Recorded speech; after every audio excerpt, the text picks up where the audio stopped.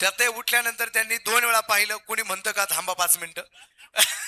आमदार साहेबांसाठी आपण एकदा जोरदार टाळ्या वाजून त्यांचं स्वागत करूया.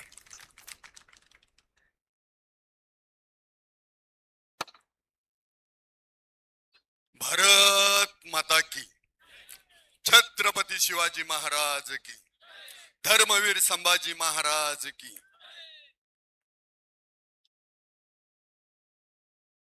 स्वर्गीय शेखर शेळके चषक संपन्न झालाय.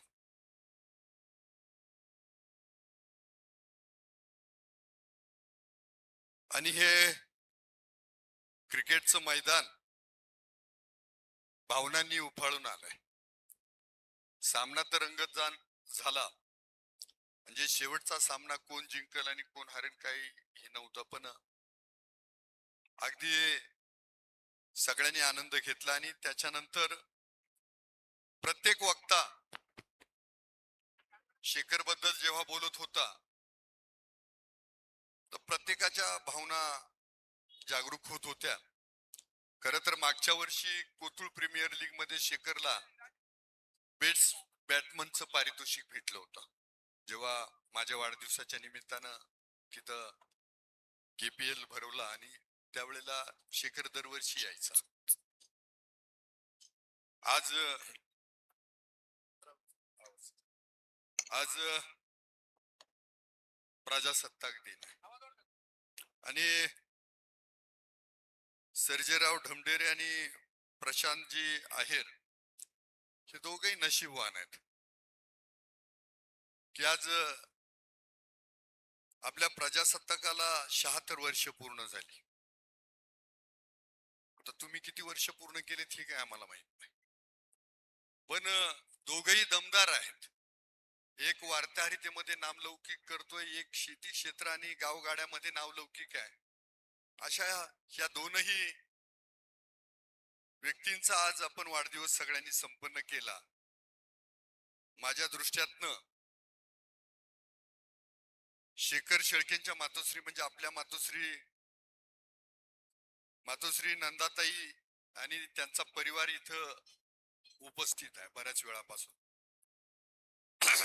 आणि खरोखर या माईला वाटत असेल की माझ्या मुलाचं कर्तृत्व किती होतं. याच्या आधी तिनं जसं मागाशी जनशेठ आहेर म्हणत होता, अरे घरी काही कामच करत नाही, उठतोय नुसता खेळायला जातोय, उठतोय खेळायला जातोय. तिलाही तसंच वाटत असेल की घेतली बॅट का निघाला गडी, घेतली बॅट का निघाला गडी. पण आज ती म्हणत असेल की शेखर वरती प्रेम करणारे हजारो तरुण आहेत आणि तिची कुस खऱ्या अर्थानं परत एकदा धन्य झाली. मगाशी तुम्ही सगळेजण बोलत असताना काही जणांनी राजकीय फटकेबाजी केली, काहींनी जनाशेठचं बाकी सगळ्या मंडळींचं कौतुक केलं. कैलासवासी म्हातारबा लक्ष्मण आहेर पाटील प्रतिष्ठान आणि धर्मवीर छत्रपती संभाजी महाराज क्रिकेट क्लबच्या वतीनं हे सगळं आयोजन केलं होतं. या निमित्तानं डॉक्टर अशोकराव इथापे हे पण आवर्जून उपस्थित. मी चंद्रकांतजी त्यांना म्हटलो, तुम्ही बांधावर आहेत तेच बरं आहे, नका उडी टाकू म्हटलं आता या समुद्रात. कारण राजकारणाची अवस्था काय, जे राजकारणात आहे त्यांना सगळ्यांना पाठ आहे. कोणतं वासरू कोणत्या गाईला पिळते काहीच तपास लागत नाही. हा म्हणजे आणि त्यातून सगळं चालत राहायचं. गाय दूध देते म्हणून बरं म्हणायचं. या निमित्तानं संतोषजी रोहम त्यांच्या बरोबर आलेत. खर तर त्यांची भेट बऱ्याच दिवसानंतर झाली. खर तर कोरोनाच्या काळामध्ये त्यांची नेत्रदृष्टी हिरावली आहे आणि कोरोना किती घातक होता खरं तर आज आपण विसरून गेलोय. 2021चा जो कोरोनाचा काळ आहे, परंतु अशी जेव्हा माणसं भेटताय किंवा आपले मित्र हिरावले ते पाहिल्यानंतर की अरे जगावरती केवढी मोठी महामारी आली होती आणि त्यातून आपल्याला परमेश्वरानं वाचवलंय म्हणजे फार मोठी गोष्ट आहे. या निमित्तानं प्रशांतजी आहेर, त्याचबरोबर गागरे बंधू आहेत, रवी लोहोकरे आहेत, त्याचबरोबर पांडुशेठ शेळके, गौरवजी डोंगरे. आता गौरव थोडा आरक्षणामुळे शांत झाला असेल ना आता. की नाही झाला अजून? रवी दातीर, गुलाबराजे भोसले. मी म्हटलं भोसल्याच्या खानदानातलं म्हणून राजे म्हणतात असेल. मला आज कळालं की खरं तर भोसले आडनाव आहे, त्यामुळं गुलाबला राजे करून टाकलं जाणार शेतटायर. पण आता खरंच तो राजाच झालाय. म्हणजे हा पठ्ठ्या काय काय करतोय, कोणाची घरं बांधून देतो, कोणाचे दावे करतो, कोणाचं काय काय करतो. मी इथं सरांना सांगितलं होतं म्हणे काही गुंठे बिंठे काढलेत काय, आणि मला काही माहित नाही बरं का अजून काय परिस्थिती आहे ती. पण राजकारणाचा वेळ लागलेला हा पठ्ठ्या, म्हणजे अशी पठारावरती बरीच जण आहेत. त्याचबरोबर सुहास वाळूंज, सुहासरावांचं वर्णन चांगलं केलं चंदू शेट्टी. म्हणजे चांगल्या अर्थानं ना, म्हणजे राजकारणातला गुताडा वाढून द्यायचं काम करतोय हा माणूस, असं मला वाटतं. याला जागून दे, याची झोप उठून दे, त्याशिवाय राजकारणात रंगत पण येत नाही. मी बारकाईनं तुमचं भाषण ऐकत होतो, सुहासचं पण बारकाईनं भाषण ऐकलं. म्हटलं हरकत नाही, सुहास राजकारणाचा आनंद घ्यायचा आहे, पण जिरवाजिरवीचं राजकारण नाही करायचं. म्हणजे राजकारणात कुणाची कायमची जिरली पाहिजे अशी अपेक्षा ठेवू नका, नाही तर लोक आपली जिरून टाकतात.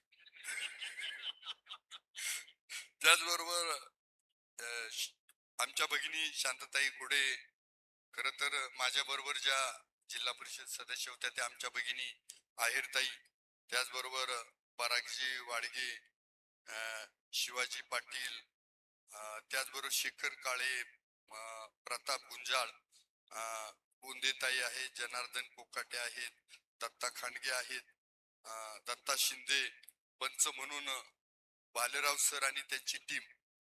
कॉम्पिटेटर त्यांच्यासाठी एकदा टाळ्या वाजा. मनोज बेलेकर, नरेश धोमे आणि प्रवीण गायकवाड. अरे काय मस्तच असं. म्हणजे मला वाटतं रोहम साहेबांना त्यांच्या कॉमेंट्रीमुळं फील आला असेल त्या याचा, की सामना कसा रंगतदार चालू आहे वगैरे वगैरे. पहिलं काय व्हायचं की रेडिओवरती कॉमेंट्री ऐकायला, जनावरांकडे मग एक रेडिओ असायचा आणि त्याच्यावर मॅच. तेव्हा टीव्ही नव्हती आपल्याकडं, म्हणजे जो तुम्ही काळ सांगताय कपिल देवचा, तर त्यावेळेला ती परिस्थिती तशी होती. त्या कोणतरी नरेंद्र हिरवणी आला होता आणि त्याने एका ओव्हर मध्ये बऱ्याच काहीतरी विकेट काढल्या होत्या, असा तो त्यावेळेला काळ होता. आणि तेव्हापासून आम्ही वेडे होतो, म्हणजे क्रिकेटच्या वेड्या असणाऱ्यांना घरचे टोलावत होते हे मात्र नक्की. आम्ही तो अनुभव घेतलाय. जणांना त्या सगळ्या आठवणी जाग्या केल्या. आज या निमित्तानं साईप्रीत लाईव्ह टीम, त्याचबरोबर सर्वच बक्षीस दाते, त्याचबरोबर नितीन शेठ आहेर सरपंच, हे सगळं, आणि त्याचबरोबर तौफिक शेख, रवी काशीद, सागर शेळके, राहुल शेळके, त्याचबरोबर बबलू शेख आणि सर्वच आयोजक संयोजक ज्यांनी ज्यांनी सहकार्य केलं त्या सगळ्यांची नावं घ्यावं लागतील. इकडं शिवाजी दादा तळेकर, तुम्हाला भाषणाला संधी आहे का मला माहित नाही, पण तुमचं मी नाव घेतो. लव आभाळे आणि सर्वच उपस्थित. खर तर सामना रंगतदार झाला. शेखरच्या आठवणी जागरूक झाल्या आणि पुढेही भविष्य काळात जो शेखरच्या आठवणी राहाव्यात म्हणून जो पोट्यामध्ये टर्फ होतोय, शेखरच्या नावानं टर्फ होतोय, त्याला मी 1,00,000 देऊ केलेत. अजूनही काही कमी पडलं तर एक शेखरचा भाऊ, शेखरचा मित्र, तुमचा मित्र म्हणून सांगा, कारण त्यातून नक्कीच अजून खेळाडू तयार होतील.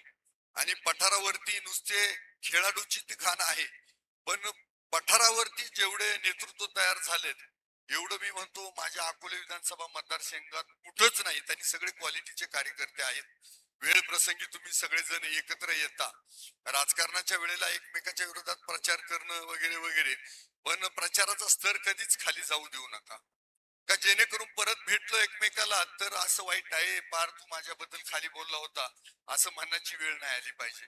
आणि मग तेवढी मैत्री ठेवली की राजकारणाच्या जागी राजकारणात शक्यतो खोटे आरोप करू नका. खोटे आरोप कधीच कुणावरती करू नका. या निमित्तानं मला असं पुढे जाऊन चालणार नाही. मध्ये रेल्वेचं जे आंदोलन झालं, पापळे बंधू पण इथं उपस्थित आहे, काळे पाटील पण आहेत, तर त्या निमित्तानं बाकी कोण काय करते मला माहित नाही, परंतु दिल्लीमध्ये तुमची रेल्वे मंत्र्यांबरोबर काही दिवसामध्ये मी भेट घालून देण्याचा प्रयत्न नक्की करेन, एवढा तुम्हाला मी या निमित्ताने शब्द देतो.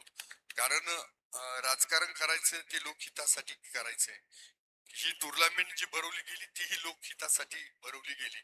भविष्याच्या काळामध्ये खर तर जनाशेठ तुम्हाला मानावं लागेल की माझं राजकारणातलं वय 20 वर्ष आहे कार्यकर्ताशिप पासून. तुमच्या याला मात्र 22 वर्ष झालेत. म्हणजे तेव्हापासून तुम्हाला समाजकार्याचा, खेळाचा आणि राजकारणाचा चांगलाच किडा दिसतोय. म्हणजे तुम्ही हातचेटीतले सगळे पुढारी दिसताय मला त्या काळातले. आणि तेव्हापासून हे सगळं तुम्ही मैदानाबरोबर सगळं हे गाजवताय. आणि मला सगळ्यात कौतुक याचं वाटत होतं की प्रत्येक जण बोलणारा सांगत होता की मी आजारी होतो, माझ्यावर प्रसंग आला आणि जानाशेठ हॉस्पिटलमध्ये मदत घेऊन आला. मला वाटतं ही सगळ्यात मोठी बाब आहे. नाहीतर आपण पुढाऱ्यांनी सुखदुःखाच्या व्याख्या फार सोप्या करून टाकल्यात. अं, दहाव्याला यायचं, श्रद्धांजली व्हायची म्हणजे दुःखात आलो, आणि लग्नात वाढदिवस जायचा आणि आशीर्वाद द्यायचं म्हणजे सुखामध्ये आलो. तर याच्यामध्ये पण काहीतरी जीवन असतं, तर त्या जीवनामध्ये आपण येण्याचा प्रयत्न करू. आणि नक्कीच आपण भविष्याच्या काळात चांगलं पठारावरती कुणीतरी बॉल एक टाकून दिला, मला वाटतं रोहन साहेबांनीच, की एक मोठं ग्राउंड करून द्या. तर मी तुम्हाला सांगतो, जागा त्या ग्राउंडला निधी द्यायचं काम मी करेन, एवढं या निमित्तानं सांग. आता जागा द्यायची बघा. आता तुम्ही सांगत होते म्हणे डमडेरी पाटलांनी ग्राउंड दिलं म्हणून बरं झालं. डमडेरी पाटील करा कृपा, अशी जागा बिगा देऊन टाका ग्राउंड असं. हा, मार्केटला दिली हरकत नाही, मार्केटला दिली तर मार्केटच्या गाड्या अशी बाजूबाजूने बांधा ना. त्या मी त्या नगरचं स्टेडियम तसंच आहे बघा, बाहेरून गाळे काढून टाकले आणि मध्ये मोठं स्टेडियम तयार केलंय. कारण ही मैदान आजच्या दृष्टीने खूप महत्वाचं आहे. नाहीतर मला एवढं कौतुक आहे की सगळेजण ऐकतायत, नाहीतर बाकीच्या ठिकाणी पार ती तिकडं मॅच चालून इकडं तरी मोबाईल वरती चालू आहे, रील्स पाहायचं काम चालतंय. आज तुम्ही घरात जरी गेली तर परिस्थिती खूप वाईट आहे. त्यामुळं खेळ टिकले पाहिजे. या निमित्ताने एक सांगतो मी की 19 फेब्रुवारी शिवजयंती, त्या दिवशी आम्ही केपीएल कोथरूड मध्ये चालू करतोय. आणि मला वाटतं 25 फेब्रुवारीला त्याची सांगताय. तर तुम्हाला सगळ्यांना निमंत्रण, सगळ्यांना बरं का, मागच्या पुढच्या. नाही तर बेलेकर म्हणतील असं काय केलं. बेलेकर पाटील तुम्हाला पण निमंत्रण. हा, आणि दुसरी गोष्ट, 25 तारखेला आमच्याकडं सायंकाळी 6 वाजता कुस्त्याचं मैदान असतं. त्या कुस्त्याच्या मैदानाला पण या.